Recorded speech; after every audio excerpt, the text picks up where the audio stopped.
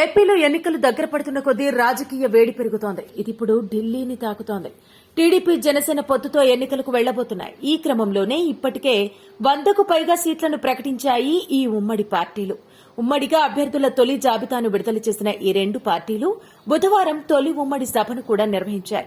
ఇదిలా ఉండగా మరో 1-2 రోజుల్లో పవన్ కళ్యాణ్, చంద్రబాబు ఢిల్లీకి వెళ్తారని ప్రచారం సాగుతోంది. మరోవైపు రేపు ఢిల్లీలో బీజేపీ కీలక సమావేశం జరగనుందని, మార్చి మొదటి వారంలో బీజేపీ ఎంపీ అభ్యర్థుల జాబితాను విడుదల చేసే అవకాశం ఉందని తెలుస్తోంది. బీజేపీ తొలి జాబితా విడుదలకు ముందే చంద్రబాబు, పవన్ కళ్యాణ్తో ఢిల్లీ బీజేపీ పెద్దలు భేటీ కానున్నారని ప్రచారం సాగుతోంది. ఇక వచ్చే ఎన్నికల్లో బీజేపీ ఏపీలో 6 లేదా 7 ఎంపీ స్థానాలను ఆశిస్తోందని తెలుస్తోంది.